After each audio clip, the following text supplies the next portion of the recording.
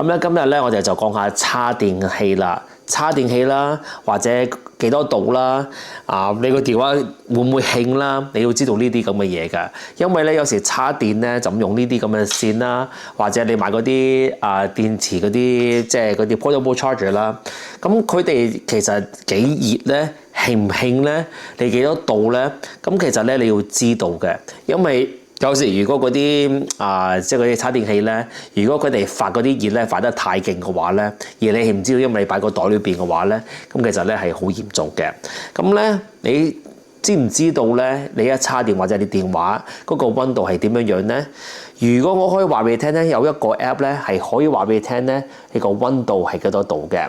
我一撳入去呢一度之後嘅話咧，佢可以話俾你聽咧，我個溫度係幾多度嘅。見唔見到？咁有時你叉緊電刀嘅話啦，唔理你用咩方法叉電嘅話，佢呢個咧係可以話俾你聽，喂，你部電話開始好興咯，你個電話差唔多去到40度咯，咁咧你就要去留意啦。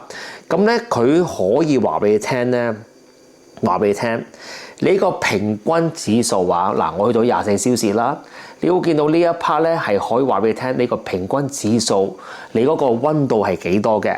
咁我平均咧係32度，最少咧係21度，最勁咧係42度。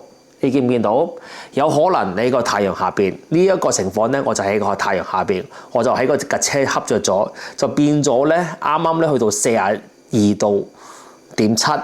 但係如果你係用嗰啲 portable charger， 好似上個星期咁樣喺個地鐵嗰度被爆炸嘅，就因為嗰個嘅 portable charger 冇得發熱就爆咗炸啦，着咗火爆咗炸。如果你平時有留意你個電話嘅嗰個溫度咧，其實你已經知道你嗰個嘅叉電器係有問題嘅。所以變咗咧，如果我話俾你聽有個 app 係可以話俾你聽有呢啲咁嘅資料嘅話咧，我相信你咧，你都想 download 嘅。咁我今日咧喺下邊個 description 裏邊，我就俾條 link你就下咗呢個 app， 睇一睇你個溫度係幾多度。因為呢一個咧係非常之重要嘅。而我覺得好多人咧都冇為意冇注意呢啲咁嘅嘢，咁就發生咗咁嘅嘢出嚟啦。無啦啦嗰個叉電器着咗火啦，成個地鐵咧要燒咗啦，差唔多係咪？咁呢個咧係非常之重要嘅。